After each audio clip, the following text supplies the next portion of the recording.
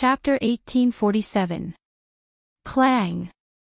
Deep and dazzling starlight suddenly flashed in the space of the Hall of Sacrifice. For a moment, it dyed the incomparably thick darkness into a dazzling starlight. Noah's whole body seemed to be surrounded by stars, and his whole body was shrouded in a dazzling light like the Milky Way. That radiance even overshadowed the radiance of the demon slayer and the heavenly sword. Carrying the starlight all over his body, Noah was like a bolt of lightning. He did not dodge or evade. Instead, he directly charged toward the dense tide of darkness that was surging toward him. Whang! When Noah, who soared into the sky like a meteor, rushed straight into the thick darkness that surged over, the sea of darkness that flowed down the stairs like pitch-black magma suddenly trembled. Immediately, Claire, Linley, Fianna, and Alice all saw it. Following Noah's rush, the thick darkness that forced Noah to retreat suddenly seemed to disappear and completely dissipated. Wang wang wang wang. In the trembling sound, the thick darkness that came into contact with Noah's starlight was dispelled one by one. At this moment, the another cosmology called Avesta didn't superimpose the thick darkness power on Noah's body. Instead, it turned into a mirror and completely cancelled out the otherworldly darkness that came into contact with Noah. Under the power of the another cosmology of Avesta, Noah seemed to have entered a no-man's land. He rushed all the way and forcibly separated the surging waves of darkness. Chee!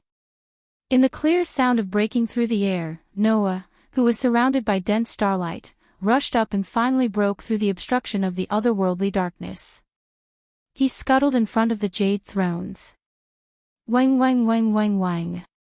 The thick darkness that surged out from the jade throne seemed to have anticipated something and crazily trembled. Clang! In the next second, a dazzling light expanded from the demon slayer and heavenly sword. Noah poured all the divine power he could control into the demon slayer and heavenly sword. His whole body swelled with phosphorescent light. Absolute sword skill. Formbreaker ardent flower spiral sword dance 72 consecutive slashes. The silver holy sword and platinum divine sword once again turned into flashes of light and intertwined to form a storm of sword strikes. It enveloped the jade thrones like a storm. The 72 consecutive slashes that were performed by the highest level elven magic device in 1,000th of a second turned into the most violent slashes and heavily fell on the jade thrones. The thick darkness that surged out from the jade thrones suddenly stopped. Bang! A jade throne jade throne jade throne. Pang pang pang. As if triggering a chain reaction, the remaining 4 jade thrones exploded one after another. Buzz buzz buzz buzz buzz buzz. The thick darkness that had just stopped suddenly seemed to have completely fallen into a frenzy and trembled violently. Ah! Claire, Linley, Fianna, and Alice cried out in surprise again. This was because the violent thick darkness surged into the air and turned into an extremely huge black arm. It set off a violent gust of wind. With an ominous, evil, decaying, and terrifying aura, it opened its palm in Noah's direction and fiercely grabbed him. Whoosh! The huge black arm even stirred up the turbulence in the atmosphere and turned the gust of wind into a storm. The space around the arm was crazily swirling. The momentum was extremely great. If he was hit by that attack, even if it was Noah, if he didn't activate another cosmology, he wouldn't have a good ending. However, at this moment, Noah didn't seem to notice the huge black arm behind him at all. He stared straight ahead. At this moment, Noah saw it. On the jade thrones where the elf kings originally sat, a vortex like a black hole was slowly rotating, emitting a terrifying aura. The thick darkness from the alien world all surged out from this black hole-like vortex. In other words, the black hole in front of him was the door that connected the alien world and the elemental elf world. Therefore, without any hesitation, Noah suddenly raised the heavenly sword of salvation and gathered a huge amount of divine power under his feet. Ultimate sword skill. Initial form purple lightning. The divine power gathered under Noah's feet was released and turned into a powerful thrust. It made Noah's body rush out like a gust of wind. The lightning-like thrust directly cut through the space, leaving a faint trace in the air. Immediately, the heavenly sword of salvation, which was shining with a dazzling platinum light, was like a thunderbolt, ruthlessly piercing into the black hole-like vortex. Poochie! A tearing sound, as if it had pierced through a human body, resounded. Whing! The thick darkness that surged out from the black hole-like vortex suddenly trembled. Disappear for me! Noah shouted in a low voice. Light of salvation. Full release. The platinum sword that pierced into the black hole-like vortex suddenly bloomed with a brilliant light. The light was like a tide, surging out and covering the black hole-like vortex, covering Noah's body, and at the same time, also covering the huge black hand that suddenly stretched out from behind Noah.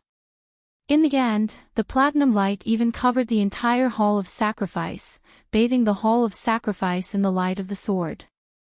The group of girls let out sorrowful cries one after another, and then they were also covered by the platinum light.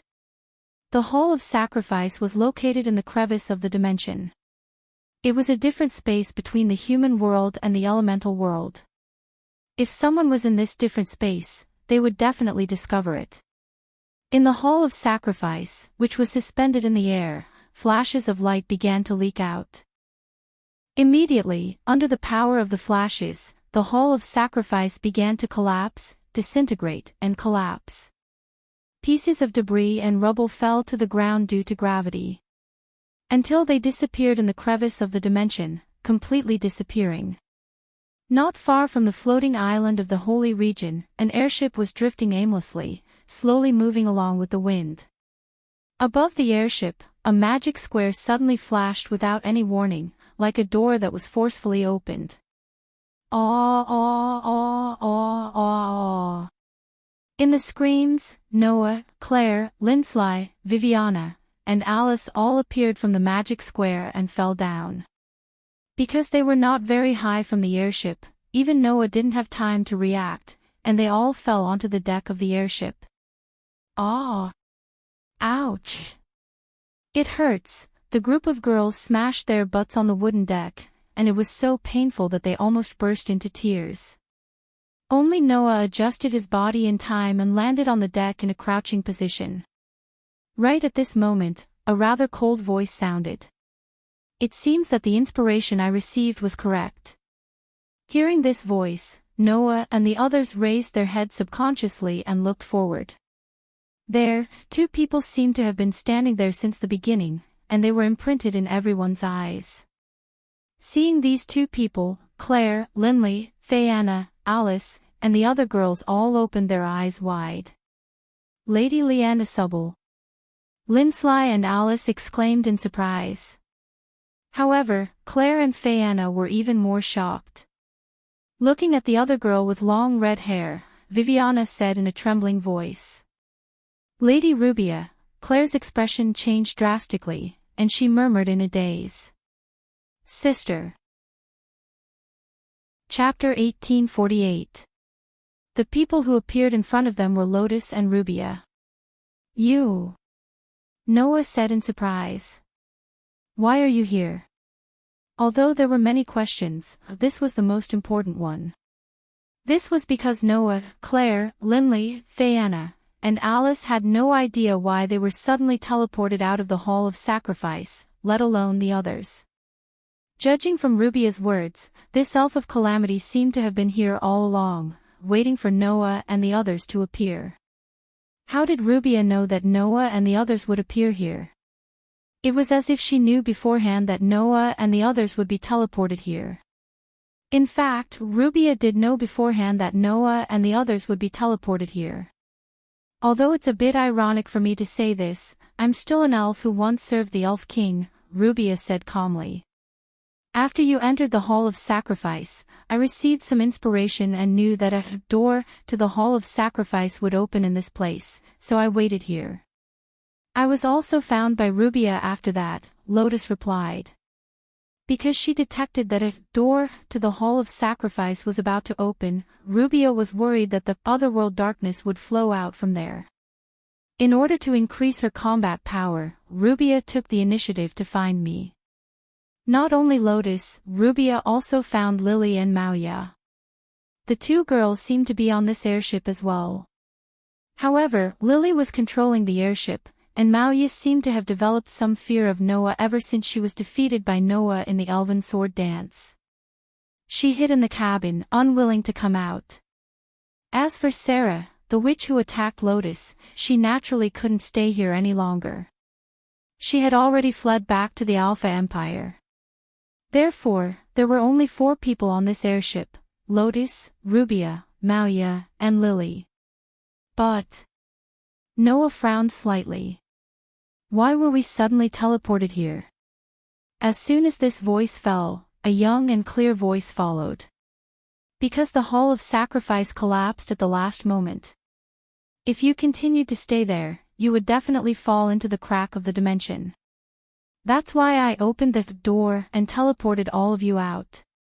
As this voice rang out, a petite figure slowly appeared in everyone's field of vision. Looking at the petite girl, Claire, Linley, Fianna, and Alice all knelt down. Even Lotus half knelt down. Lady Iselia. It was the Water Elf Queen, Iselia Shiva. It's really very lucky to be able to make it in time. Iselia first glanced at Lubia, who was staring at her, then she turned her head and looked at Noah. Noah Doria, thank you for freeing all the Elf Kings and destroying the door of the other world, preventing the Elf Kings from being devoured again. It wouldn't be an exaggeration to say that you've saved us, the human world, and the elf world. Hearing this, Lubia took a step forward. She didn't have the slightest respect for the Elf King and directly said. In other words, the Elf Kings have all been successfully freed, and even the door of the other world has been destroyed. That's right.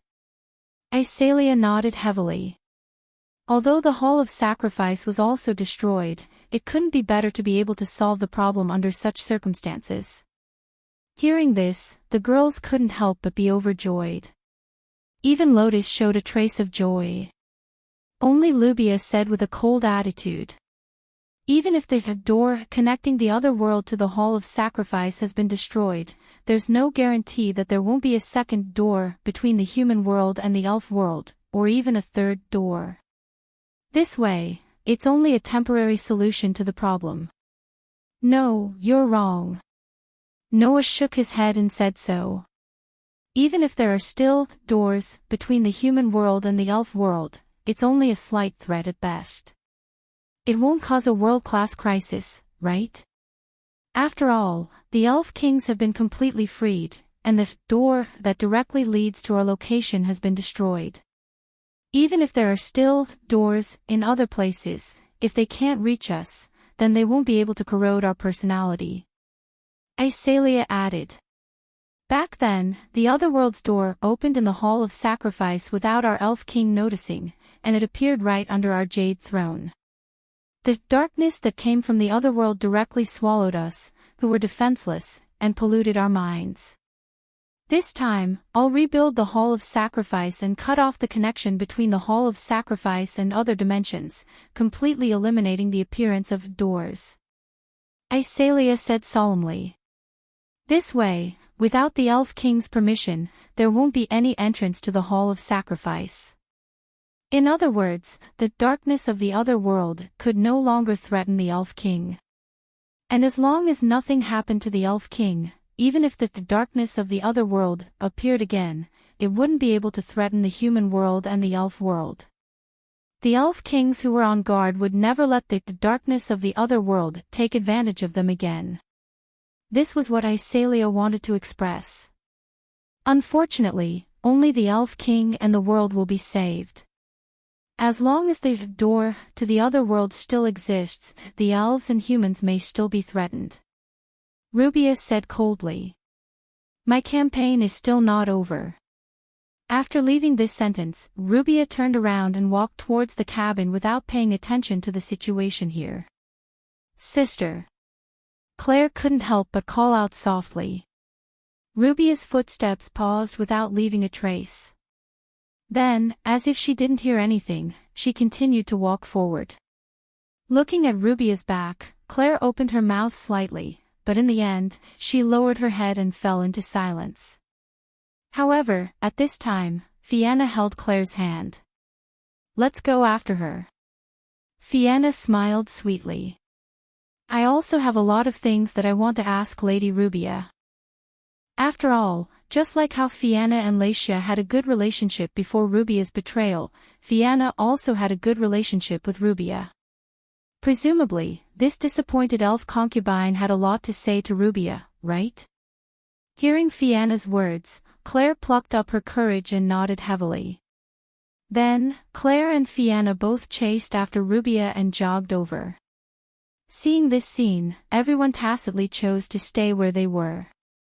At this time, Linley also plucked up her courage, stepped forward, and asked Asalia. "Asalia, Sama, about my sister, don't worry, I didn't forget about this matter." Asalia looked at Linley. "Now that the threat of the darkness of the other world no longer exists, we elf kings are also liberated. Once I return to my original body, I will naturally remove the curse I seal on your sister. I believe that soon, you should be able to see your sister again." Linley's pretty face was suddenly filled with surprise, and her eyes even turned slightly red. In response, Noah just smiled and patted Linley's shoulder. "See? Didn't your wish come true?" Linley nodded repeatedly, then turned around and hugged Noah. Noah was stunned. Alice's pretty face blushed. Linley just hugged Noah tightly and whispered, "Thank you." Noah only reacted when he heard this sentence clearly. He couldn't help but laugh. He reached out and hugged Lynn Silei. Linley's pretty face also blushed. However, this rich young lady didn't leave Noah's side. Instead, she still hugged Noah tightly, as if she wanted to vent her inner feelings, and didn't let go for a long time. On the side, although Alice's face was red, she didn't yell like before. She probably understood Linley's current feelings. As for Lotus and Asalia, they merely watched this scene with protective gazes, and they couldn't help but smile. Under such a warm atmosphere, the airship floating in the air began to move, and slowly sailed into the distance. The night began to fade. Dawn gradually arrived. On the other side of the sky, the sun gradually rose from the direction of the airship. It was like the light of the future. Chapter 1849. On the deck that was gradually illuminated by the sunlight, Noah slowly walked out of the cabin and came to the bow of the ship. "Whoo!" A cold wind blew over, fluttering Noah's robe. Facing the cold wind, Noah stood at the bow of the airship and looked at the boundless sky. His dark and deep eyes flickered slightly. At this moment, footsteps sounded from behind Noah. Noah didn't turn around, as if he knew who it was. He continued to look into the distance. Under such circumstances, Lotus, who was wearing a witch costume, came to Noah's side and also looked into the distance. The man and woman standing side by side didn't speak immediately, as if they were enjoying the peace and quiet, they just looked into the distance. However, whether it was Noah or Lotus, they weren't looking at the scenery, but at the path they had to take next. After an unknown amount of time, Lotus spoke softly. "Just now, Lady Isalia entrusted me with a task." Hearing this, Noah wasn't surprised at all and directly said, "I can roughly guess what it is." After all, it's not something difficult to guess. Lotus pursed her lips. "Lady Isalia wants me to search for the lost elf kings." Now, the elf kings were all liberated from the Hall of Sacrifice and regained their freedom. However, no one knew the whereabouts of the elf kings. At first, when Isalia was liberated by Lotus, the Water Elf King directly reincarnated in the underground maze of the abandoned city and lost her memory and power. Since that was the case, the three elven kings of fire, wind, and earth that were released by Noah should be the same as Asalia. At the cost of having their memories and powers sealed, they should have reincarnated into a corner of the human world and the elven world. Lady Asalia thinks that the most important thing is to find the 3 elf kings that were liberated. Lotus said. Otherwise, without the jurisdiction of the elf kings, whether it is the human world or the elf world, it may be affected. Even the elements may be completely chaotic, causing the death of many elves.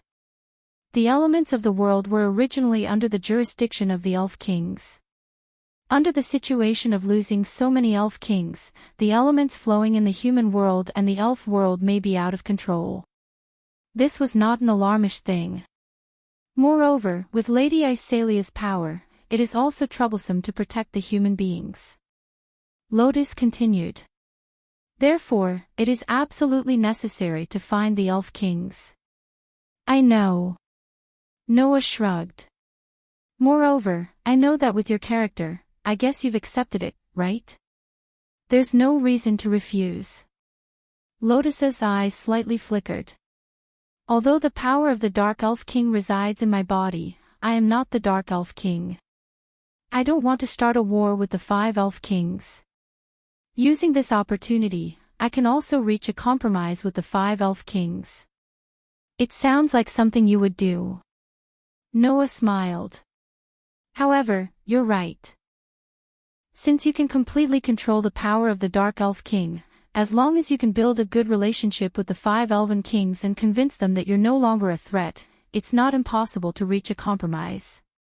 Because of this, I will continue to act together with Lubia, Mauya, and Lily in the human world and the elf world to find the whereabouts of the Elf Kings. Lotus said. Lubia has also agreed and said that she will help me. Did Lubia agree? Noah was surprised by this. I thought that girl didn't want to have anything to do with the Elf Kings. According to her, in order to determine whether there is a door between the human world and the elf world, it is necessary to travel around the world. In other words, her itinerary is exactly the same as mine, so it is not impossible to act together. Lotus's tone became a little serious. Moreover, Lubia is quite concerned about the Holy Elf King who was not on the Jade Throne in the beginning. She believes that we must not ignore the threat of this unknown Elf King and must find him. The Holy Elf King, whose whereabouts were unknown, was most likely corrupted by the otherworld darkness. Under such circumstances, where the crazy Elf King went and what he planned to do, it was believed that no one would not care. Since that was the case, finding the Holy Elf King became a top priority. Because of this, if it becomes a situation where we must fight, my combat power will be very precious. Since that is the case, it is not a bad thing to act together with me from the beginning. This should be Lubia's idea. Lotus glanced at Noah. Originally, Lubia seemed to want to invite you, but she probably guessed that you would refuse, so she gave up. I have done what I can do. Noah curled his lips and smiled. I'll leave the rest up to you. At first, when Noah came to this world, he only wanted to end things with Lotus and clean up the mess caused by the world fragment. However, it suddenly involved the otherworld darkness. Of course, Noah would not leave the people of this world in the lurch. Therefore, Noah won the Elven Sword Dance Festival and went to the Hall of True Sacrifice to free the Elf King, destroy the door of the otherworld, and eliminate the existence that was a threat to this world. In addition, the matter with Lotus had been resolved. Noah believed that even if he was not involved in the following matters, it would not matter. Even if the door still existed between the human realm and the elven realm, it was no longer a threat to the Elf King. Although the Holy Elf King's situation and whereabouts were still a mystery, with Lotus and Lubia, and the other Elf Kings as backup, it should be more than enough to deal with the Holy Elf King. Although nothing was absolute, Noah had already done what he could. After all, this world was not Noah's territory. It was impossible for Noah to protect the world forever. So, it was enough for him to do this. The following matters would be solved by the natives of this world. Both Lotus and Lubia had the ability to do so. Therefore, Noah had nothing to worry about. Asalia should have seen that I was planning to leave, so she did not ask me to find the elf kings, right? Noah sighed. Whether it's Asalia or Lubia, you can't underestimate them. I feel the same. Lotus could not help but smile, and then she was silent for a while. Are you really planning to leave? Do you think I'm lying? Noah said helplessly. I also have my own things to do. Really? Lotus was silent for a while, then she reached out and pressed her hand on her heart. Is it related to the thing in my heart? Something like that. Noah nodded. Just like you have the power of the Dark Elf King and have your own mission, I also have things to do. Before that, I can't have any regrets. That's true. Lotus sighed. Then, don't you plan to say goodbye to your companions? In the past few days, those girls have suffered enough. Now that the problems have been solved, and Claire and Linley's wishes have been fulfilled, if I tell them now that I plan to leave, won't they turn the world upside down? Noah spread out his hands. Let them continue to be happy. In other words, you plan to leave without saying goodbye. Lotus could not help but ask. Isn't that good? Can't you just help me pass on the message? Noah said irresponsibly. Help me tell those girls that I'm leaving temporarily. If fate wills it, we'll meet again. Also, tell Linley not to forget to arrange Myra's affairs and help me take care of her. Noah suddenly smiled. Tell Linley that when I come back, if I find out that Mira is not doing well, I'll make her butt bleed. After saying this, Noah laughed, and under Lotus's stunned gaze, he jumped out of the airship. Only then did Lotus react. She hurriedly stepped forward and watched Noah's figure gradually disappear into the sea of clouds. For a long time, she did not speak. After a while, Lotus said helplessly and amusedly. What an incredible person. Perhaps there will be all kinds of big and small problems in the future. However, there will always be someone who can solve these problems. Without Noah, the world is still spinning. Chapter 1850. Clang! In the pure white world, the feathers emitted a gentle light as usual, and they swam back and forth in the space like little birds. They looked like leaves drifting in the ocean, and they gave off a peaceful feeling. However, if it was someone who often saw the condition of these feathers, they would definitely notice it. As compared to before, the feathers that were floating in the pure white world were no longer as free as before. This was because the feathers only hovered at a low altitude, and they definitely wouldn't float higher. It was as if there was something extremely frightening above them, causing these feathers to carry a trace of fear, completely not daring to fly higher. However, that was to be expected. In this pure white world, high up in the sky, a fluorescent yet crystal-like curtain shrouded the area, separating the pure white world into two halves. Below was a place where feathers could float freely. Above them, however, was a hair-raising scene. There, red shadows that resembled the Grim Reaper were swimming back and forth like ghosts.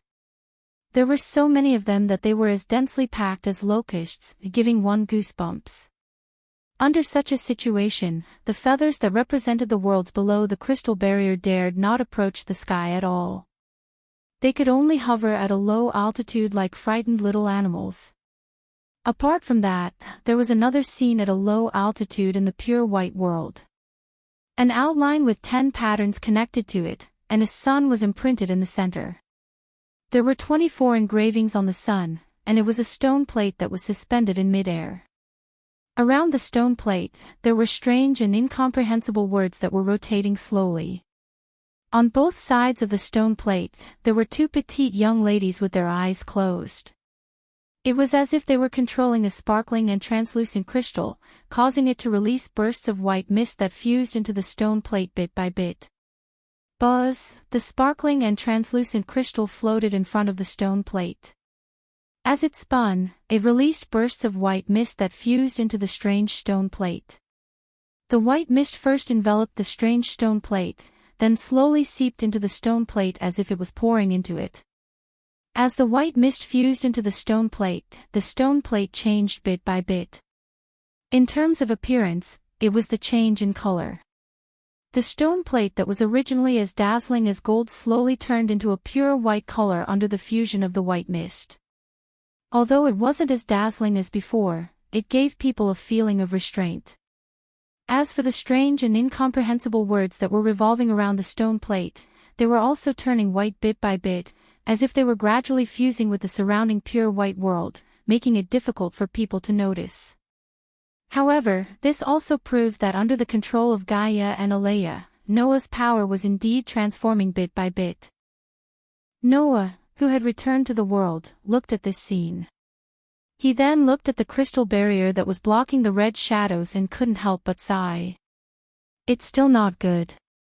Although there had been some progress compared to the beginning, in terms of Noah's authority and sovereignty, the pure white color only occupied less than a quarter of the area.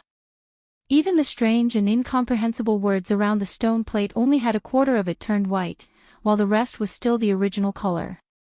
Seeing this, how could Noah not understand? His power, sovereignty, and ability had only reached a quarter of the upgrade. He estimated that when the stone plate and words turned white, Noah's power, sovereignty, and ability could be considered to have been successfully upgraded. At that time, Noah would have the power to rival the world level and become the strongest existence. Are there still more than 3/4? Noah's murmur made Gaia and Alea's eyelids tremble, and they immediately opened their eyes. Seeing this scene, Noah's spirit was shaken as he quickly went forward. You're awake. Hearing this, Gaia and Alea were slightly startled as they looked at each other. Following which, not mentioning Alea, Gaia burst out laughing. What do you mean we're awake? Little Noah. Gaia said in a mocking manner. We've been awake the whole time. Don't tell me you thought we were asleep. Ah. Noah awkwardly scratched his face. No, it's just that you've been doing your homework all this time. I thought you wouldn't open your eyes before completing the mission. We were just concentrating, Alea said expressionlessly. Although it's not difficult to help you upgrade your power, it's very difficult to control the center of the space between worlds to release the imaginative power. It requires all of your focus. After all, we're only the will of the planet and the will of humans. We can't represent the world itself, Gaia sighed. So, when we were chosen by the world as your guide, we were the ones who were extremely surprised. Moreover, we're only relying on the imaginative power to temporarily stay in the space between worlds. Originally, with our power and existence, we definitely wouldn't be able to enter here, Alea continued Gaia's words. To be able to control the center of the space between worlds like this is an extremely honorable thing for us. Is that so? Noah bitterly smiled. Then you've been concentrating on your homework. Don't you plan to rest? We have restraining powers.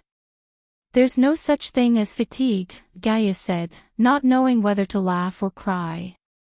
Little Noah, you don't have to worry about us. Yes, Alea nodded. You should take advantage of the time when your power is still being upgraded to do what you want to do. From Gaia and Alea's words and sentences, Noah could hear a kind of doting and thinking for him. Chapter 1851. This was an unimaginable world. The sky was not blue in color, but it was as clear as a lake. The wind whistled past. It was neither too cold nor too hot. Although there was some humidity, it did not make people feel uncomfortable. The ground was filled with all kinds of colors. There were green grasslands. There were brown mountains. There was red soil. There were golden fields. Buildings were located in all directions. Among them, there were skyscrapers that resembled modern human society, but there were also castles and halls that resembled those of the Middle Ages. Mixed together, it did not make people feel chaotic. Instead, there was an indescribable sense of beauty. The most unbelievable thing was that there was no ocean in this boundless world. On Earth, the ocean took up almost 70% of the area. If this world was as vast as Earth, but there was no ocean, then one could imagine how vast the land here was. All these phenomena added together showed how unbelievable this world was. And this was indeed not the human world. This was the underworld. It was occupied by demons and fallen angels. There were powerful individuals everywhere in the underworld. It was said that there was a Hades below the underworld. That was where the souls of the dead returned to. In other words, this world could also be called hell. The demons and fallen angels occupied the left and right sides of the underworld. They had been fighting with each other all year round. In addition to the angels who lived in the heaven realm, the three major forces had been fighting since ancient times. It was only after the gods and demons died that the war stopped. Of course, that was already in the past. Not long ago, the angels, demons, and fallen angels signed a peace agreement under the witness of a famous god slayer. In other words, the angels, demons, and fallen angels had begun to reconcile.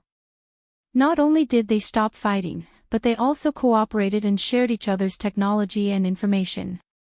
Under such circumstances, it was conceivable that the three major forces, which had been exhausted by the existence of war, would enter a period of rapid development. However, this was still not enough. After all, we have lost the gods and demons. As a mythological system, we are on the verge of collapse. People from other mythological systems are likely to target us. Therefore, it is necessary to negotiate with other forces. In the Demon King's territory of the underworld demons, in a vast conference room in a magnificent building, Asashel held a glass of red wine in his hand as he sat on the sofa. He spoke in a tone that sounded both casual and solemn. At present, we have contacted Norse mythology first. Next, we need to find an opportunity to sit down and talk with Greek mythology, Indian mythology, Egyptian mythology, and Celtic mythology. It is troublesome just thinking about it. Although he looked very frivolous, this middle-aged man with a bad feeling was the governor of the fallen angels. He had the highest level of fallen angels with 12 wings. In terms of status, Asashel was equivalent to the emperor of the fallen angels. In terms of strength, Asashel was not the least bit weaker than the Demon King. Therefore, no matter how frivolous the words coming out of Asashel's mouth sounded, they couldn't just ignore them. At least, Sarsex, who was present, nodded. The status of this handsome man with red hair was not lower than that of the governor of the fallen angels. As for why, the reason was very simple. Sarsex, full name Sarsex Lucifer, was the current Lucifer of the 4 demon kings and was recognized as the most powerful one among the demon kings. Needless to say, the status of the demon king was obvious. In terms of strength, perhaps very few people knew that Sarsex had long surpassed the category of the demon king and reached the point where he could even kill gods. However, at that very moment, the terrifying existence said with a gentle expression, "Although it is troublesome, we have to talk about it. We have too many things that will be targeted by other mythological forces." Although demons, angels, and fallen angels were called the 3 major forces, they were only 3 major forces of a mythological system. The demons, angels, and fallen angels here all came from the Bible. Therefore, when the 3 major forces were combined, it was considered a complete mythological force. It was a pity that this mythological force had lost its only god. Even the 4 demon kings had all died. More than half of the high-level cadres of the fallen angels had died and could be said to be on the verge of death. In this way, other mythological forces would naturally target them. The strong preyed on the weak. The decline of a mythological force would attract the covetous eyes of other mythological forces. This was a matter of course. Because, no matter which mythological force it was, they needed to fight for territory. Of course, the territory here did not refer to the territory of every mythological force, but the territory of the human world. Humans were indispensable to every mythological force. The most basic need, faith. That was a need that every mythological force could not ignore. Demons, angels, and fallen angels also had territories with deep faith in the human world. Now that gods and demon kings were no longer around, other mythological forces coveted the faith occupied by demons, angels, and fallen angels. It was only natural for them to be restless. The first 4 demon kings died in the war. This is news that everyone knows. Sarsek sighed. However, the news of God's death has not been leaked so far. That's why the other mythological forces dare not make a move on us easily. After all, although there is only one God in our mythology, the God of the Bible is indeed very impressive. He alone occupies the position of a mythological God. Naturally, other forces would not dare to act rashly. Asashel swirled the red wine in his glass. Now, the God of the Bible is dead. If you demons had not elected new demon kings, and each of them is not weaker than the first 4 demon kings, and that guy Michael is quite capable and can deal with the gods of the other mythological forces, I'm afraid that some guys would not be able to hold themselves back and would have made a move on us long ago. However, the most important thing is that we have a god slayer on our side. Sarsek suddenly smiled. The news of God's death has been known by the other forces, but the news of a God Slayer on our side is also spread at the same time. There should be many mythological forces who are hesitant about this, right? In addition, this God Slayer is the current Red Dragon Emperor. Such a joking combination must have made those gods who are afraid of death worry, right? Asashel laughed as well. Well, there are people who scoff at the so-called God Slayer, but it's better to be safe than sorry. Which god is worried that if they die, the entire mythological system will be affected, so none of them dare to come over. Thanks to this, we have reached an agreement with the Nordic side. Sarsek raised his glass of red wine. This is already quite a big gain. Although the other side also came for the God Slayer at the beginning. Asashel shrugged. We just seized this opportunity to talk to Odin. I didn't expect it to really work out. Unfortunately, a lot of things happened in the middle. Sarsek sighed. In short, if we can reach an agreement with the Nordic side, then the other mythological forces will not dare to really make a move on us. There is no way to put an end to some small troubles. Asashel narrowed his eyes. I'm not afraid of them coming openly, but I'm afraid of them coming in the dark. This sentence, coming from you, the governor of the fallen angels, is really persuasive. Sarsek smiled bitterly. But you're right, we still can't relax. Michael is already in contact with the gods in Greece, right? Asashel nodded. We'll leave the Greek side to Michael for the time being, and we'll strengthen our defenses here for the time being. Sarsek nodded as well. At this moment, a small magic array flashed in front of Sarsek. It was a magic array for communication. Sarsek leaned over and listened for a while. After a while, a look of joy appeared on his face. Noah is back. Hearing this, Asashel's eyes lit up as well. That guy has disappeared for a whole month. Is he finally willing to come back? Still, the Gimli family seemed to be looking forward to the engagement. Noya felt that if this continued, the fake would become real. He felt that it was about time, so he spoke to Jamonli. Well, actually, Laius and I, just as Noah was about to confess everything, the door to the living room opened. Oh. Asashel looked at Noah with a wicked smile on his face. You're really back. Father. Sazak first greeted Jemengli before turning his gaze to Noah with a smile. You're finally back. If you hadn't come back, Laius might have sent someone to look for you. I've just returned too. Noah spread his hands, his attitude towards Sizax and Azashel became casual. Lais should have returned to the human world, right? After all, the summer vacation ended after you left. She still has to go to school, so she naturally has to go back to school. Sizax chattered as he approached. Speaking of which, you're still a teacher in Lais' school. The summer vacation is over, don't you have to report? I'm just a little infirmary teacher. I don't have any actual classes to attend, so it's fine. Noah pursed his lips. Of course, I've also asked Lais to help me apply for leave.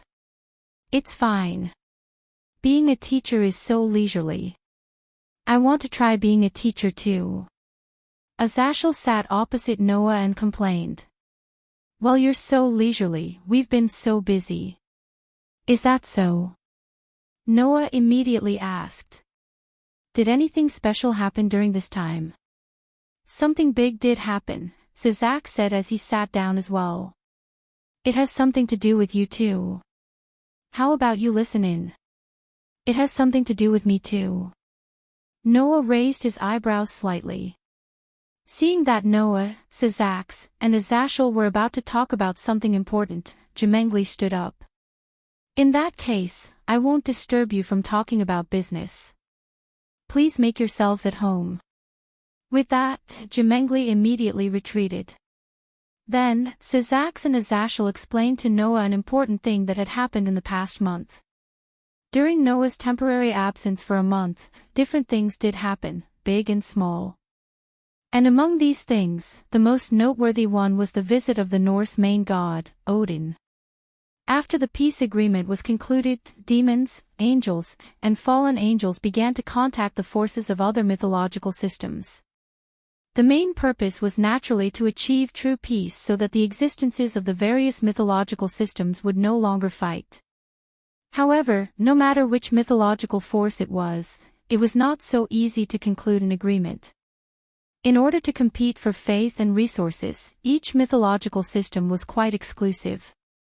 Therefore, when they first came into contact with the forces of other mythological systems, they hit a wall everywhere. The only exception was Norse mythology. As the main god of Norse mythology, Odin did not refuse the contact here. Instead, he took the initiative to propose a visit here. According to Azashel, in the beginning, Odin's visit was only for Noah, the god slayer. For those who were called gods, they really had to pay attention to the existence that could kill gods. Odin's visit was probably to confirm whether Noah, the god slayer, really existed. Unfortunately, at that time, Noah had already left. But Odin's visit also gave Sizax and Azashel a chance. In the end, under the persuasion of Sizax and Azashel, Odin finally agreed to conclude a peace agreement. However, just like when demons, angels, and fallen angels reached a peace agreement with each other, there were also many people who opposed it internally. In Norse, gods who refused to contact the other mythological forces also existed. Among them, there was even a god who launched a large-scale attack in order to destroy the peace agreement. Loki. The evil god of Norse mythology who was Odin's sworn brother. This evil god was a member of the extremely exclusive gods. For Odin, who took the initiative to contact the other mythological forces and even intended to conclude a peace agreement, Loki was extremely dissatisfied and even had the intention to kill. He actually brought Fenrir and a large number of legendary monsters that he had created and launched a large-scale attack. Fenrir. Noah said in surprise. Don't tell me you're referring to the Fenrir with the title of the god slayer wolf. The Fenrir here was not Linley's magic ice elf, but the most famous magical beast in Norse mythology. Legend had it that when it opened its mouth, its upper jaw and lower jaw could hold up heaven and earth. Legend had it that because its personality was too fierce, it was imprisoned by the dwarves. Legend had it that it escaped at the end of the world and swallowed the sun and the main god Odin in one bite. Legend had it that it was the culprit that caused Norse's greatest tragedy, the twilight of the gods. Its father was the evil god Loki. However, its power surpassed that of the gods, including Loki. If one was hit by its sharp teeth and claws, even a god would not be able to avoid death. Therefore, it was also known as the god-slayer wolf.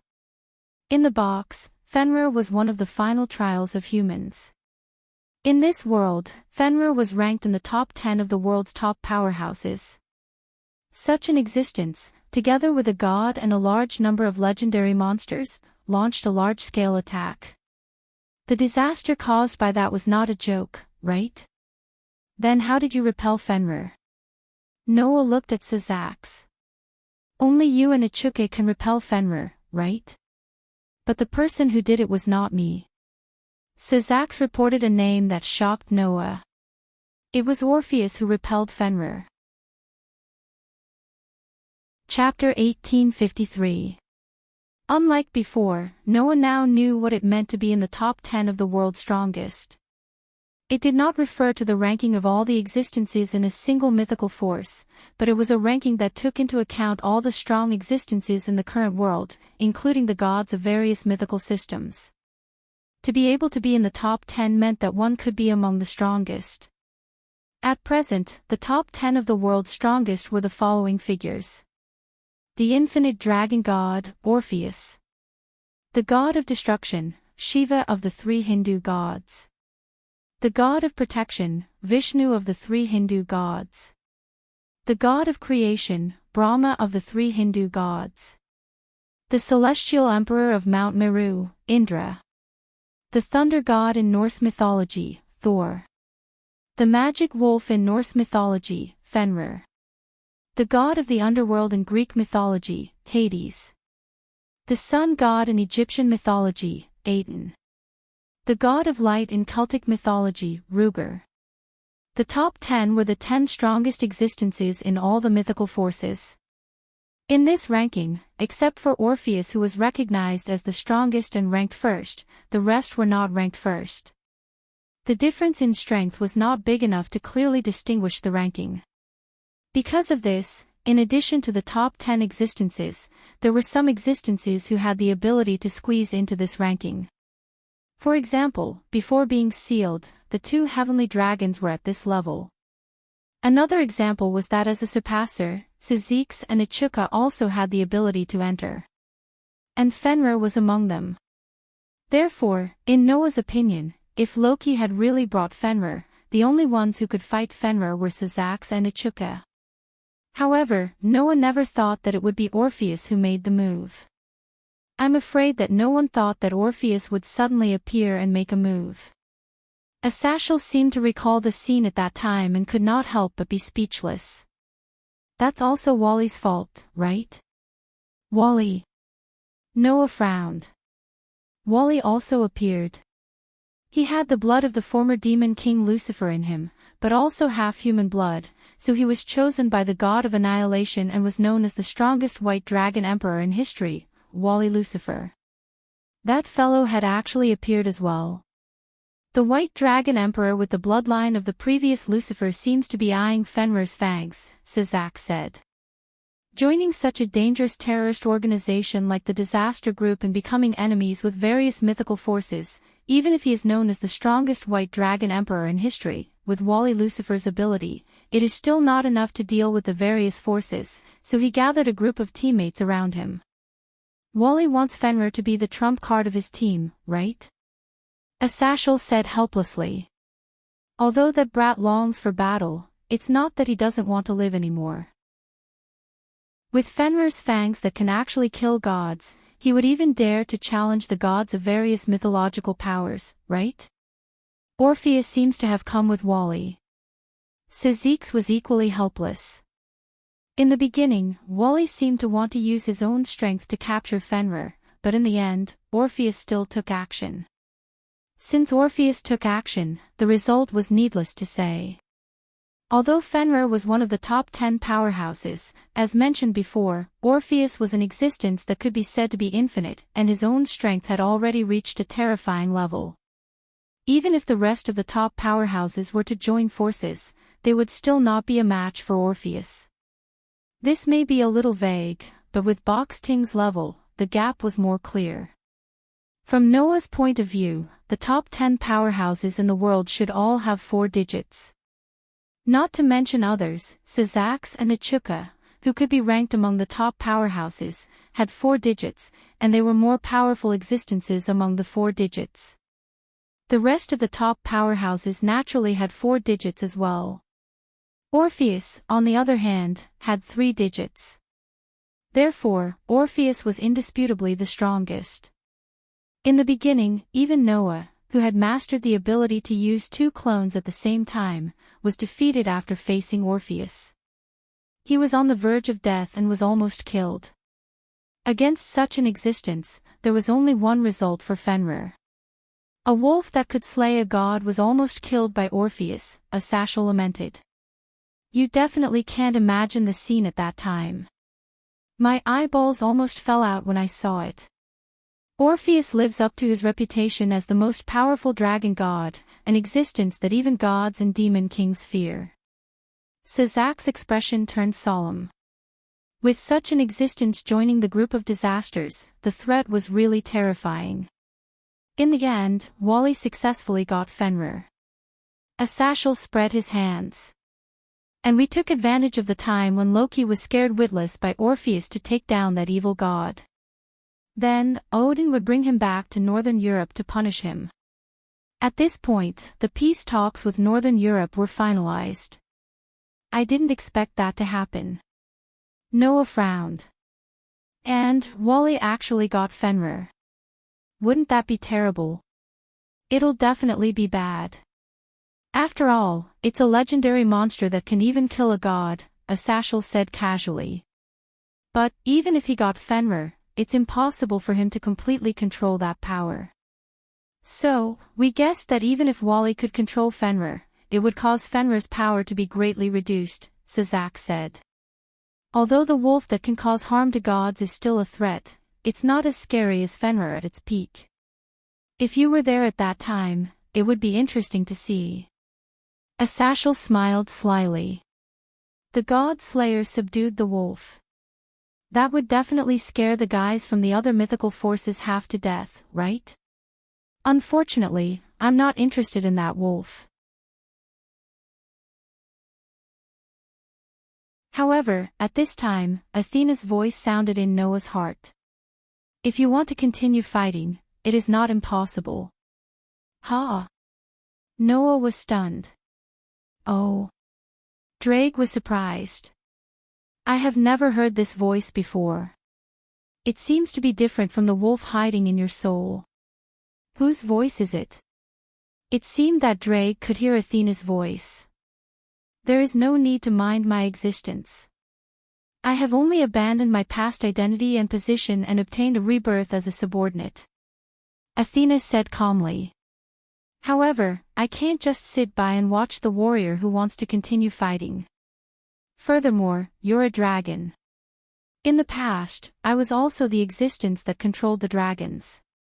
If I do that, it will be beneficial for the person who wishes to continue fighting. Crimson Dragon, you just have to tell me. Do you want to continue fighting? You were an existence that controlled dragons in the past. You are quite bold. Drake laughed. Although I do not know who you are, I will answer your question. I am the Crimson Dragon Emperor, the crystallization of power. Drake declared boldly. If I do not feel happy about fighting, then I am not a dragon. Well said. Athena's goddess of war seemed to have been ignited by Drake's bold words. Since that is the case, I will lend you a hand. But, what do you want to do?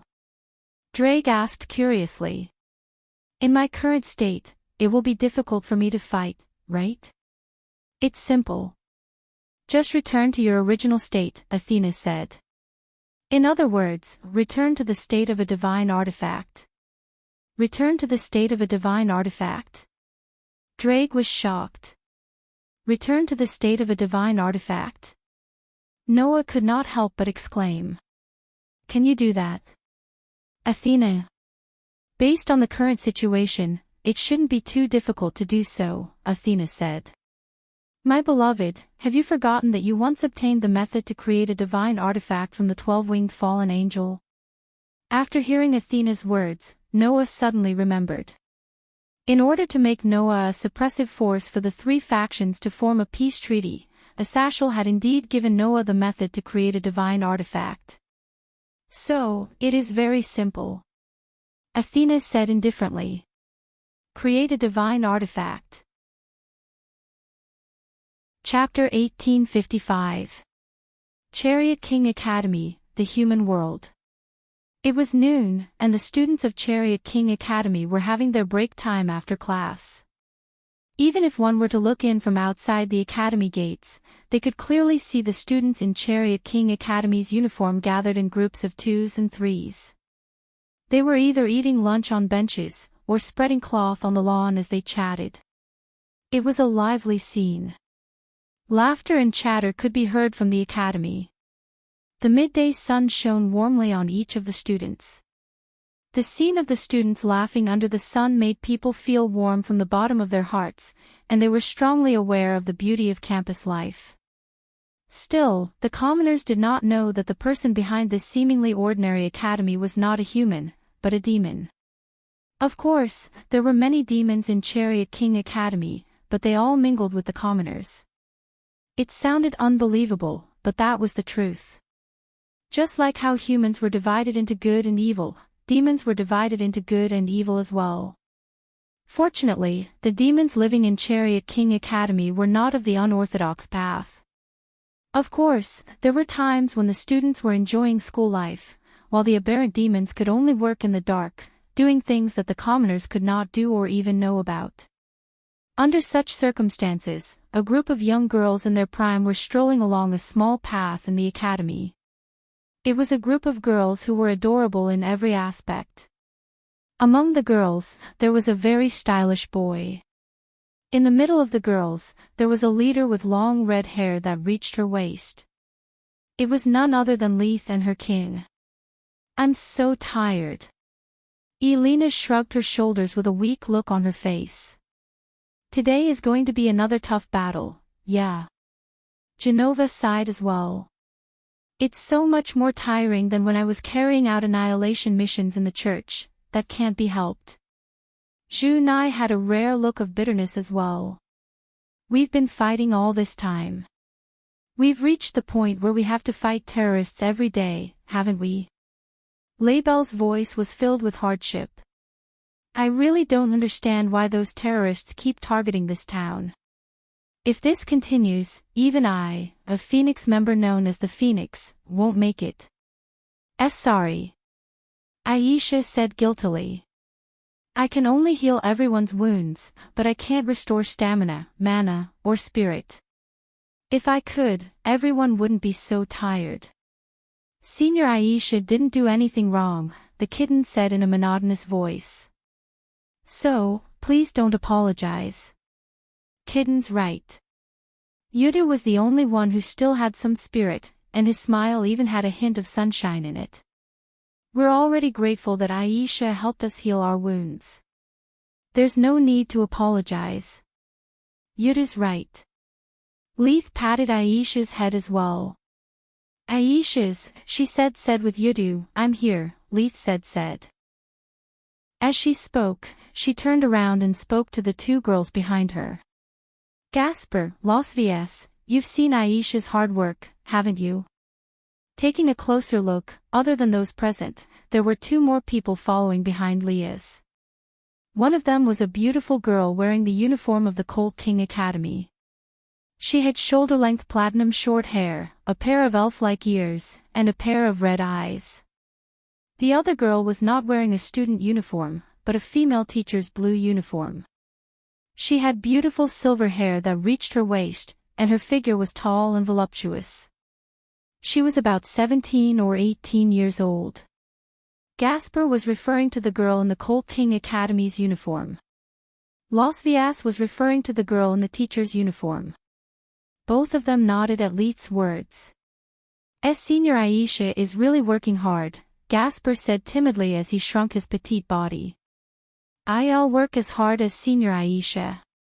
Please don't think of me as useless." Saying so, tears began to accumulate in Gasper's eyes, as if he would cry at any time. It was easy to see how timid he was, and how he seemed to be very self-abased. As for Las Vias, he coughed and made a very formal evaluation. Although she didn't go to the front line, as a healer, Aisha's power is very precious. Without Aisha's healing, we would have fallen long ago. So Aisha's contribution is huge. No. There's no such thing. A faint blush appeared on Aisha's face, and she seemed to be feeling a little shy. At this moment, Las Vias changed the topic. However, we can't go on like this. If the terrorists keep attacking us at the current pace, then sooner or later, all of us here will fall. Las Vias' words made everyone's expression turn heavy. This was because everyone knew that Las Vias' words were not without reason. Since the end of the summer vacation, when Leith and the others returned from the underworld, the attacks from the disaster cluster had almost never stopped. At first, it was still fine. The opponents they encountered were just some insignificant characters who seemed to be the basic members of the disaster cluster. Although these people controlled some magical creatures, they did not cause too much trouble. Moreover, the disaster cluster's attacks were not so frequent in the beginning. It was about once every 3 to 4 days, and Leith and the others could still handle it. However, the situation changed after the visit of the Norse main god, Odin. At that time, Leith and the others directly faced the Norse evil god and the legendary-level ferocious demonic wolf. Against such an opponent was no different from courting death, given the abilities of Leith and the others. Fortunately, at that time, Asashel and a few of the fallen angels' cadres were also present. Wally also led his team into the battlefield. Even the infinite dragon god, Orpheus, who was known as the strongest existence, made a move.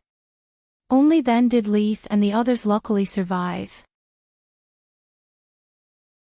Chapter 1856. The sudden voice startled everyone in the group. Then, everyone saw it. At the front of the path, a young man wearing a black shirt, black pants, and a white coat, dressed like an ordinary person, was waving at them.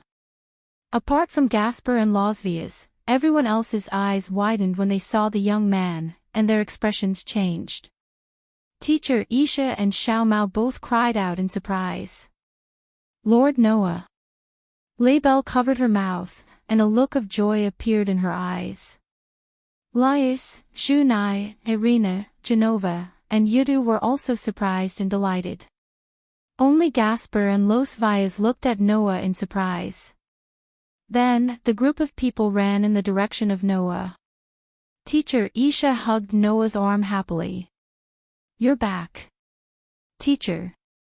Kitten's expression was as emotionless as usual, but her voice was a little louder than usual. Welcome back. You're finally back. Laius led the rest of her kin to Noah's side. When did you come back? I've just returned to the Gemengli's house yesterday and stayed there for a night. It was only this morning that I asked Sazax to activate the teleportation circle so that I could return to the Supernatural Research Department's office. Noah stroked Aisha and the kittens' heads before looking at Laius. It's been a month since I last saw you. Looks like you've had a harder time than I thought. As he said that, Noah noticed Gasper and Los Vias, and asked curiously. And there are some unfamiliar faces. Let me introduce them to you, teacher. Laius smiled and turned to point at Gasper and Los Vias. Both of them are my kin, Yizichin said. Los Vias stepped forward as Laius's voice trailed off. Greetings, I'm Los Vias, Laius Gimli's rook. I've heard a lot about you, my lady. Los Vias is like Teacher Noah, a teacher at Foal King Academy. He just became my kin not long ago. Laius's lips curled up slightly. And Los Vias's true identity is the Norse Valkyrie. Valkyrie? Noah looked at Los Vias in surprise. The Valkyrie was a demigod in Norse mythology, also known as the Valkyrie. The Valkyrie in Norse mythology meant the glutton for corpses, which slowly evolved into the woman who chooses the dead in battle, and even the dream lover who appears in front of the hero's eyes. As the name suggested, the Valkyrie was a divine clan that had a close relationship with the dead and heroes. Some of them were the daughters of kings from the human realm, some were the children of Odin, and some were warriors who swore to serve the gods and were chosen by the gods to ascend to the heavens. Their main job was to lead the souls of the heroes who died on the battlefield to the Hall of Valor so that the heroes could become heroic spirits and fight for the gods. Therefore, in Norse mythology, the Valkyrie was a very famous deity. Although she was only a demigod and her power was far inferior to those real deities, in terms of fame, the Valkyrie was even more famous than many deities in Norse mythology. Although the divine artifact of Gasper's kin was used to stop the time of a target, and not the ability to shorten the time to reach the target like Godspeed, it was still quite amazing.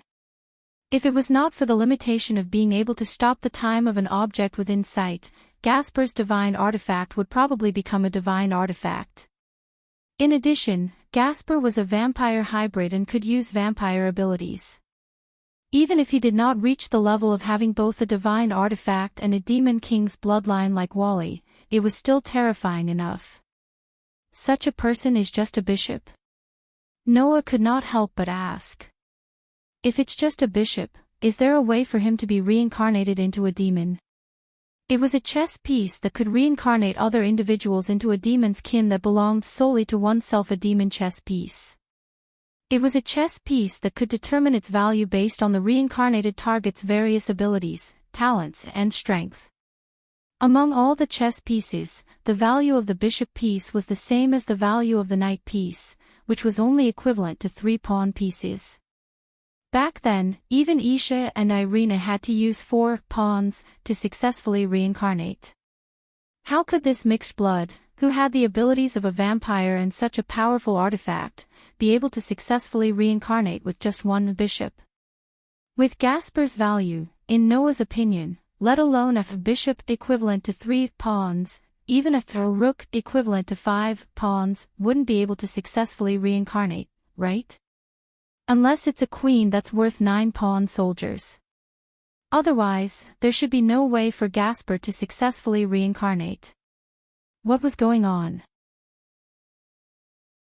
Chapter 1857.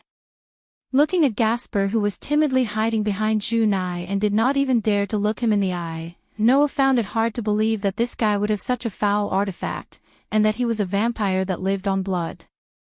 Was this the so-called, you can't judge a book by its cover? However, how did Gasper use the bishop's pawn to successfully reincarnate into a demon? After thinking about it, Noah could only think of a special situation.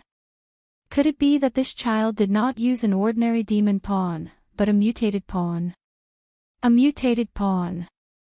As the name suggested, it was some mutated individuals among the demon pawns.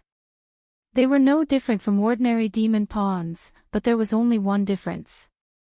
That was, even if the reincarnation target was extremely valuable, this value could be ignored, and a target that required multiple pawns to be reincarnated could be solved with only 1.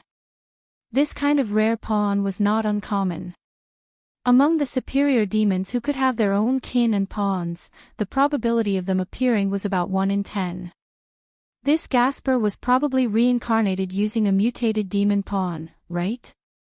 That's right, I have a mutated bishop pawn in my hand, and Gasper used that pawn to reincarnate. Leah's confirmed Noah's guess. Gasper is indeed very talented, but his only flaw is that he is very timid and dangerous. Dangerous? Noah blinked. How do you say that? Simply put, Gasper could not control his artifact. Junai helped Leah's explain. Gasper has a very powerful potential. Even if he does nothing, his strength is increasing every day, but he is completely unable to control it freely.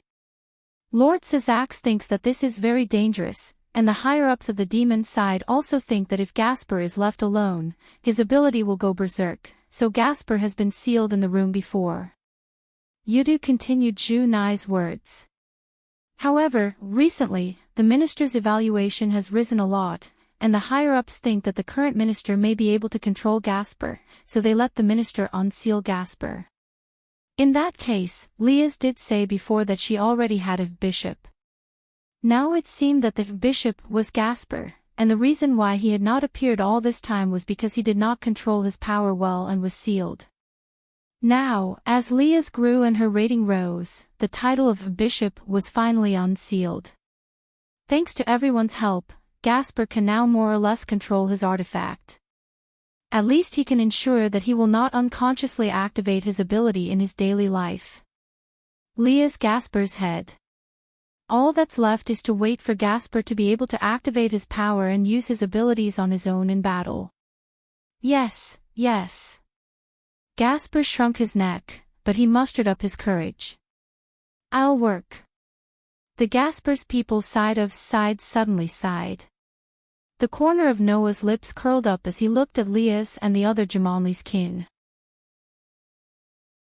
By then, the safety of the people in the town would be almost guaranteed if they were dominated by a group of terrorists.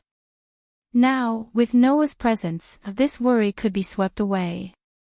This was undoubtedly a stimulant, and the Gasper's people no longer had any worries. Hence, Lais quickly informed Song Na of the matter, which left her pleasantly surprised. It was only then that Noah learned that apart from the Gasper's people, the Sidi's people who belonged to Kana were also dealing with the terrorist attacks of the disaster squad. During this period, the attacks on the town had been fought by the Gasper's people and the Sidi's people. So, like the Gasper's people, the Sidi's people were also accumulating fatigue and pressure, and could finally breathe a sigh of relief now. As she was still dealing with the aftermath of the attack outside, Kana could not return to the school to greet Noah, so she let Leah's be her representative to greet him first before paying a visit and greeting him personally. Since Song Na, who was known as an ice beauty, was so respectful towards Noah, it could be imagined that Song Na still held reverence and gratitude towards him in her heart. As for Noah, he stayed in the infirmary as usual when he had nothing to do. After learning of Noah's return, there was quite a commotion in Chariot King Academy. After all, Noah was quite famous among the girls in Chariot King Academy. However, Noah had no time to pay attention to those infatuated girls. That was because Noah needed to start making preparations. What was he going to do? A divine artifact maker. Athena's suggestion must be put on the agenda.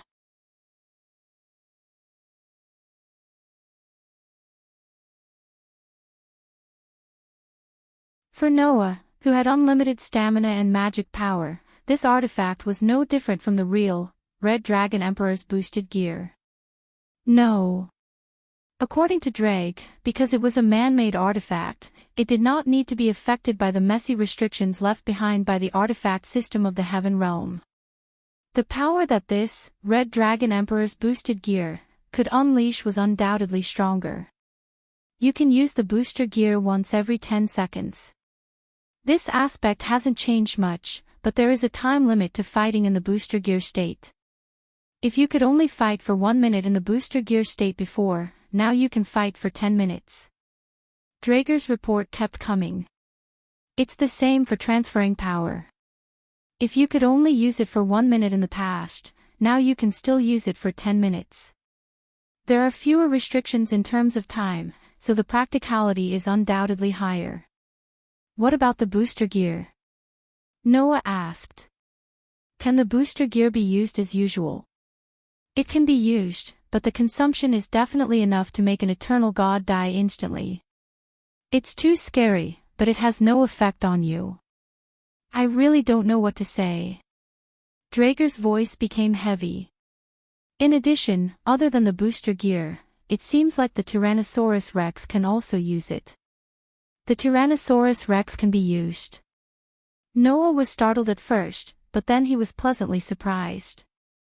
Booster gear, balance breaker. Just by looking at the translation, one could understand what it meant.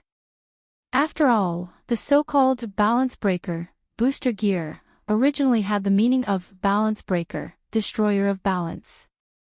Only when the owner's thoughts and desires were strong enough to reverse the flow of the world, the artifact could reach this realm. That was the ultimate realm of the artifact. In other words, the highest realm of the artifact was the booster gear. However, in some of the artifacts, there was a power that was even stronger than the booster gear. That was the Tyrannosaurus Rex. Only the artifact that sealed a monster could have a power that was stronger than the booster gear.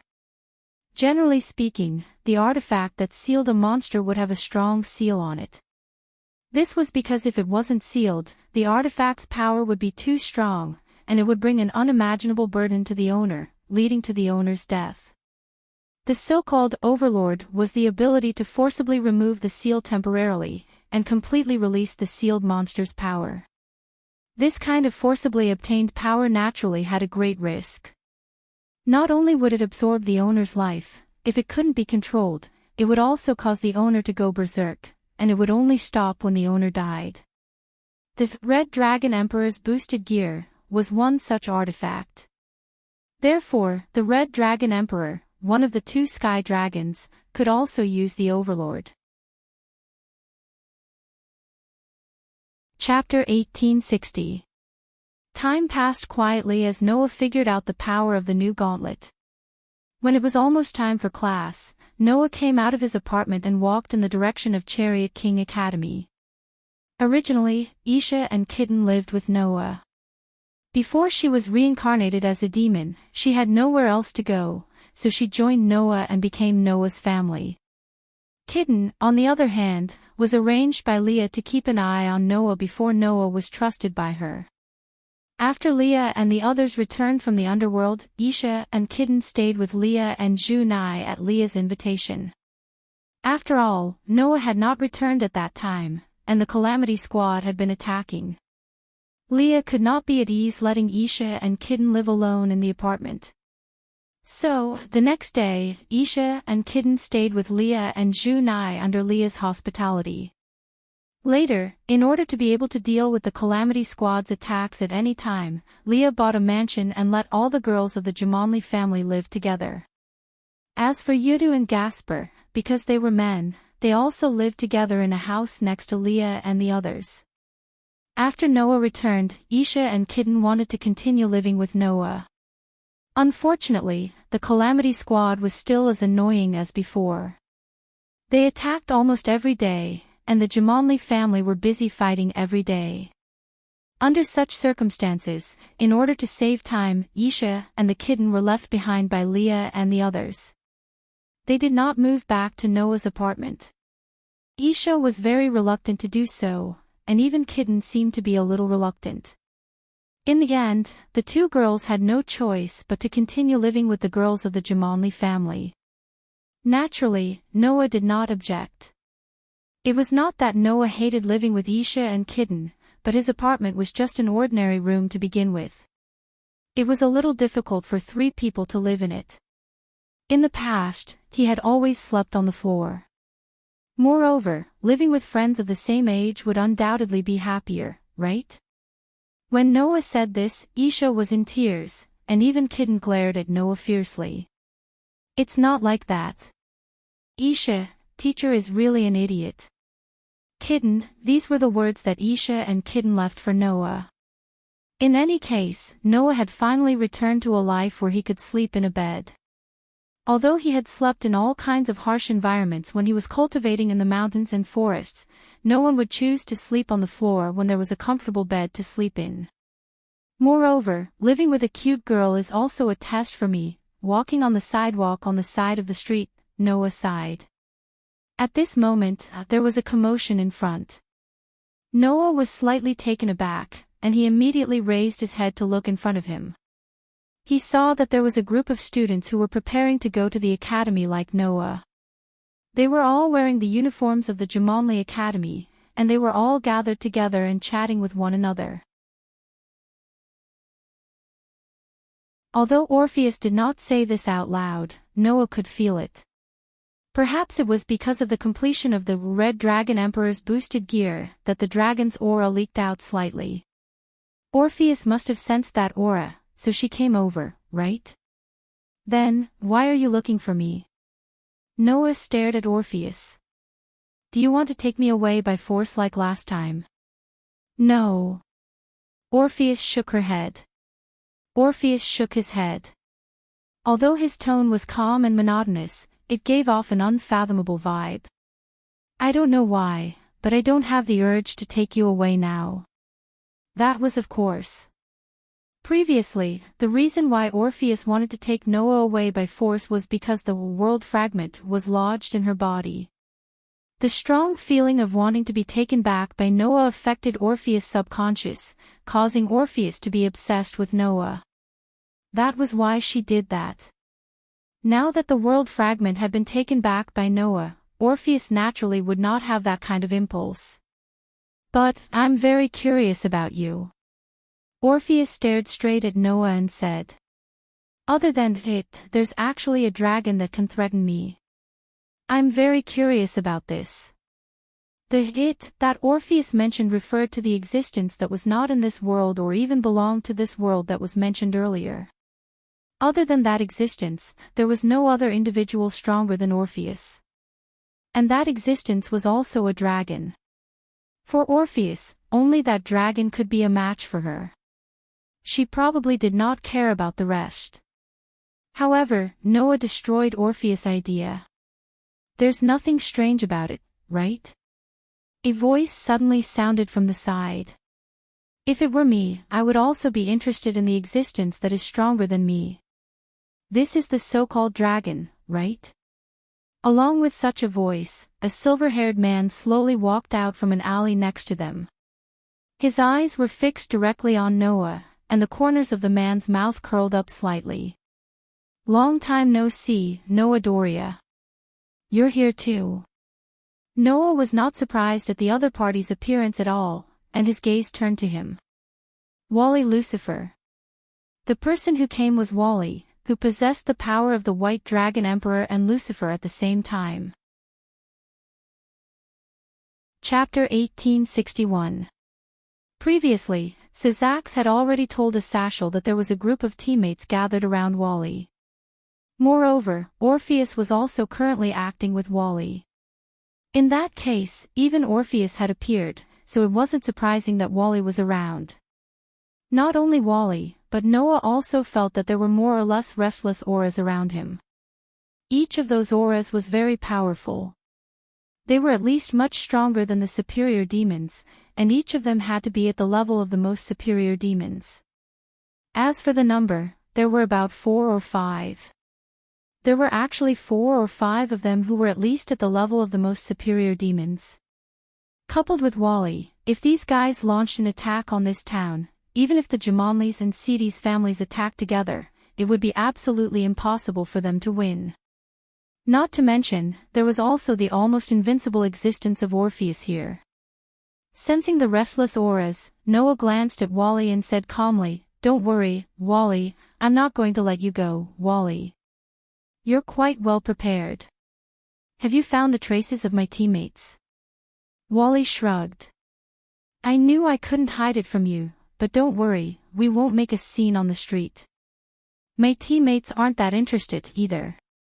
They just came with me and Orpheus to see what the Crimson Dragon Emperor who can even rival the Dragon God looks like."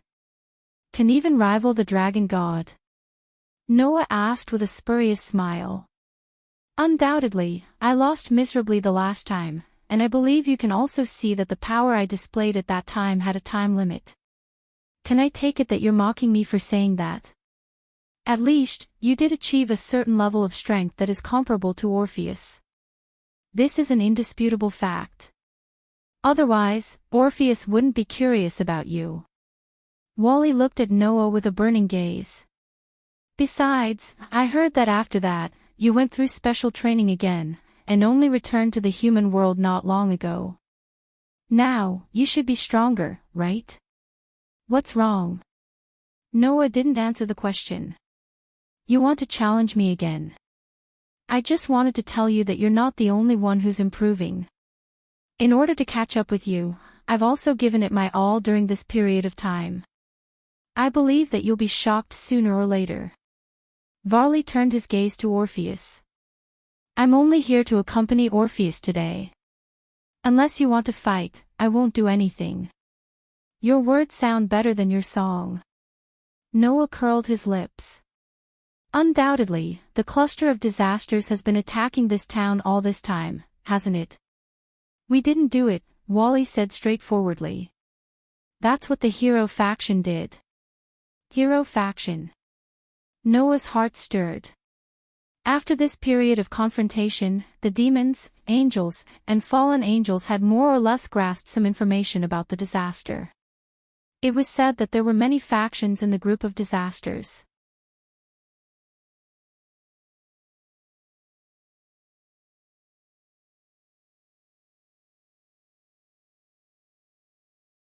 It was said that the Red Dragon God Emperor was born in an illusory fantasy, lived in the gap between dimensions, and continued to fly there forever. Therefore, it was not in this world, or even belonged to this world. Even though many people knew that it was terrifyingly strong, no one was worried that it would pose a threat to this world. However, Orpheus' target was it. I want to defeat it. Although Orpheus' expression was still emotionless, his tone had become extremely serious. In order to return to the gap between dimensions, and take back the eternal silence that belongs to me. Hearing Orpheus' words, Noah could not help but recall the legend of the infinite dragon god. If the Red Dragon God Emperor was an existence that was born from an illusory fantasy, then the infinite dragon god was an existence that was born from nothingness. Moreover, the place where the infinite dragon god was born was the gap between dimensions. That was where Orpheus originally lived. However, the Red Dragon God Emperor had chased Orpheus out of the gap between dimensions, and he continued to fly there without stopping, forcibly occupying the place where Orpheus was born. Of course, the gap between dimensions did not belong to anyone. However, Orpheus wanted to return to the gap between dimensions, to return to the place where he was born. However, Orpheus' idea could be said to be extremely dangerous. There was no other reason. It was because it was widely believed that because the Great Red was in the gap between dimensions, the dimensional slits between worlds could be maintained in balance. If the Great Red was defeated, or if Orpheus took over the dimensional gap, then the world might undergo a major change. That change could be good, but it could also be an unimaginable disaster. Thus, until now, no one had the idea of going after the Great Red, allowing the Crimson Dragon God Emperor to maintain his transcendent status and fly freely in the dimensional gap. If Orpheus really wanted to defeat the Great Red, then the various mythological powers would definitely not sit back and do nothing. Therefore, as long as Orpheus did not change his mind, he would have to be the enemy of the world. Chapter 1863. Understanding Orpheus' true purpose, Noah's frown deepened. Although Orpheus didn't speak much, Noah still managed to infer some information from it. First of all, although Orpheus was the leader of the disaster group, it was just a symbol and didn't really mean to lead the disaster group. The dragon god had no interest in leading a force or even launching an attack on the forces of various mythological systems. The only thing Orpheus wanted to do was to defeat the Great Red. It was just that simple. Moreover, not only was his purpose simple, but Orpheus' spirit was also very simple. He didn't know how to be flexible, nor did he know how to express his feelings. His tender and cute face had always been expressionless. He didn't even know how to make ice cream, nor did he know how to use a spoon. Although he had lived for almost an infinite amount of time, his heart was more innocent than anyone else. It was impossible for such a person to attack anyone because of some ambition. Therefore, Noah felt that Orpheus was probably being used. He was being used by those who really had ambitions and led to the birth of the terrorist organization, the disaster group. Let me guess.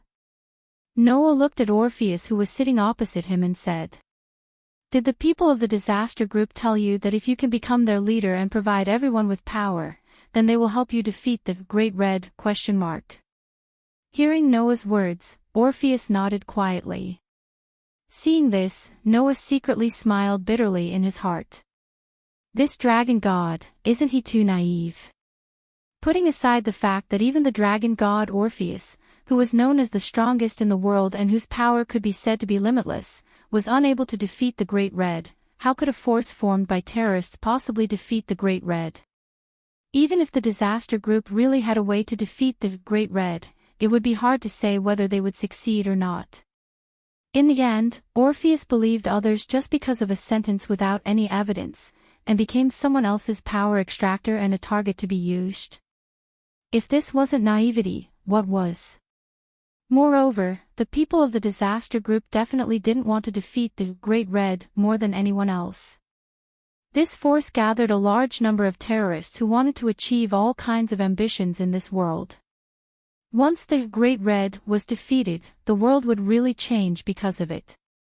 Then, all kinds of ambitions they wanted to achieve in this world would most likely be destroyed. In this case, even if some of the terrorists really wanted to defeat the Great Red, Noah believed that in the disaster group, more people didn't want to attack the Great Red. In this case, how could the disaster group help Orpheus defeat the Great Red? In other words, not only was he used, he was cheated. How could the Lord Dragon God be so easily used by others? He was clearly a dragon god who had lived for countless years, so how could he be so innocent and pure? Just as he thought, a voice to Noah, as to God. There's nothing to be surprised about, partner. Drager said in an understanding tone. The more powerful, the purer, this is a dragon. Drager's words made Noah fall into silence. If he thought about it carefully, perhaps this was the reason. Undoubtedly, the Red Dragon Emperor had invincible power in this world, but it had never thought of coming out of the dimensional gap. It had always been flying in the dimensional gap. Undoubtedly, Drager and Erubian, who had the title of the two heavenly dragons, had strength that could be ranked in the top 10 of the world's top powerhouses. However, when the three major forces were fighting on the battlefield, they completely disregarded the consequences. In the end, their bodies were destroyed, and their souls were sealed. They couldn't be considered rational at all. Even so, Drager and Erubian still used the owner of their own divine artifact as a medium and continued to fight for many years. And the reason for the fight, Drager and Erubian had both forgotten. Whether it was the Red Dragon Emperor or the two heavenly dragons, in the eyes of humans, their behavior and actions were inconceivable and unreasonable. However, if one thought about it carefully, in fact, their thoughts were very pure. The two heavenly dragons had forgotten the reason for the fight in the beginning, and now they continued to fight. The reason was probably just to determine a winner, and the resentment and grudges of the past no longer mattered. The reason why the Red Dragon Emperor only wanted to keep flying in the dimensional gap with invincible power was probably just like a person who liked to swim. He just wanted to swim there. In addition, Orpheus also had almost invincible power, but had never caused a decent dispute in the past. It was only in this era that he shocked the people of the major forces with his identity as a terrorist leader. In the end, he just wanted to go home. Wasn't this enough to prove Drager's words? The more powerful, the purer. This was a dragon. Looking at how Orpheus stared at the ice cream in front of him like a child who had found a fun toy, Noah had reason to believe that Orpheus didn't even understand what kind of people he had provided power to, and how many troubles and tragedies those people had caused. The more powerful the dragon, the purer it is. Athena's voice sounded in Noah's heart. The dragons in this world are really interesting. Obviously, the dragons in this world finally began to arouse the interest of Gaia, who was the incarnation of the dragon snake in the past. Master, what do you want to do with the dragon god? Even Aster couldn't help but ask. Do you want to keep her by your side? Hearing this, Noah didn't answer. He just looked at Orpheus, and after a while, he nodded. Since Orpheus doesn't plan to leave, I won't let her go. That's right. Don't let Orpheus go. In this way, without a leader, the group of disasters might be completely chaotic. Moreover, Noah didn't want to see this pure dragon god continue to be used by those with all kinds of ambitions. So, "Hey, Orpheus," Noah said to Orpheus. Do you want to come to my place?" Orpheus was stunned. Due to the fact that he had applied for leave, Noah didn't go to school anymore. Instead, he went straight back to his apartment. Of course, Orpheus also followed Noah. Under Noah's invitation, Orpheus entered Noah's apartment, but he didn't look around like a curious child. Instead, he quietly followed Noah like a clingy child. In Orpheus' hand, there was an ice cream stick. Orpheus seemed to like the ice cream. He silently licked it while walking into the room. After Noah sat down, he went straight to the corner of the room and sat down. From the beginning to the end, Orpheus didn't say anything. He just followed Noah. Moreover, Orpheus' gaze never left Noah. No one knew what he was thinking. He just kept looking at Noah, making Noah feel a little uncomfortable. At that moment, Noah could only sigh helplessly. He picked up his cell phone and dialed a number. Not long after, the phone was picked up. "I didn't expect you to really call me." Athaziel's sloppy voice sounded from the other side of the phone. "The mobile phone that I modified can finally be put to good use. Because demons, angels, and fallen angels all use magic arrays to communicate with each other, it was very troublesome for Noah to contact others. After all, there had never been a cell phone that could call the underworld in heaven, right? In view of this, in order to facilitate communication, Athaziel modified Noah's cell phone so that Noah could call people he knew. As long as Noah called someone, a magic array for communication would pop up in front of the other party. It was very convenient. Under such circumstances, Noah only said one sentence to his cell phone. "Come over for a while. Orpheus is with me." As soon as he finished speaking, on the other end of the cell phone, there was a crackling sound like someone had fallen hard. You're tuning in to the Journey of the Soul YouTube channel. Don't forget to subscribe and join us on this journey to catch the most captivating stories.